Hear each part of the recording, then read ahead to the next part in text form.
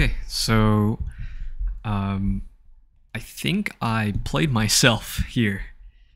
This is the KTT Kang White V3.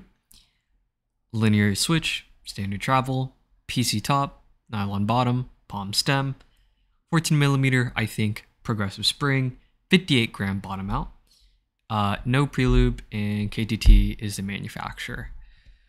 When I say I played myself, I'm fairly confident this is, I mean, spec-wise, it's the exact same as the Rose. The only difference is the color and the spring weight, which is 58 grams. So with that being said, I'm going to be really brief. The sound is nice, although a bit plasticky, probably due to the PC top housing. The feel is very smooth, and you have the slightest of scratch if you listen for it, but in normal typing, you're not going to hear it. Lastly, the price is 27 cents a switch. There is minimal stem wobble, and the housing is so tight you can't even film them. So yeah, you have a KTT Rose with a lighter spring and a really good cost. So that's nice, I guess. And if you like the color, you like the color, or you could just spring swap it. I don't know. Yeah, I definitely played myself. I bought both thinking, oh, surely there's something different. No, I really don't think so. So that's a shame. But you know what? I'll let someone have the pleasure of trying the KTT Rose / Kang White line of switches. For this much money, you know, it's so cheap. This is a great giveaway switch, you know. You just paid, what? Oh, God, let's do the math. 270 times 9. So 10 is 27. Something like 25 bucks, okay? And then you lube and film it, so maybe like another 10 bucks.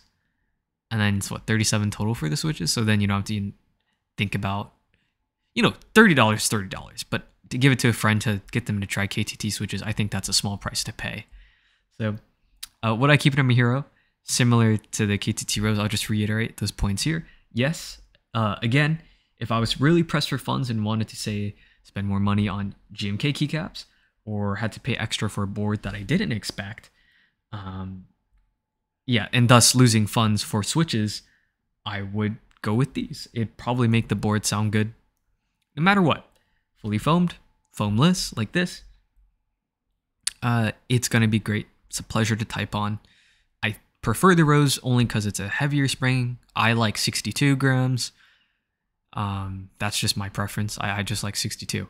So yeah, hope that helped. And if you do hear a difference between the Kang Whites and the Roses, or if you've been able to prove it, just leave that down in the comments so that we know, because at the moment, I really do think they're the same thing, just different spring weight. So yeah, take care. Oh, and before I end the video, actually, this is the last of the standard pole switches that I have. I have like, 11 long pole switches to do, but I don't have the palm plate yet from P3D, as he's in the middle of closing, unfortunately. So when the palm plate comes, which will probably be a week or two, I'll go ahead and start running those long pole tests. So for now, brief lull on the channel. I hope that's all right. But until then, take care. Hopefully the long pole switches we try out can reinvigorate or change my mind about long pole switches, because I'll be honest, guys, I like standard travel switches better. I just don't like short stems, or longer stems, I guess, and shorter travel. So yeah, maybe clock bits might change my mind. Corsas, long pole, light tactile, Namazus, Ding Dongs, Gateron Raws, we got Mambas. I don't know, those are just to name a few. Gateron Raws, ooh, that's going to be fun. But yeah, those are to name a few long pole switches I'll be testing out in a few weeks. So yeah. Again, take care. See you then.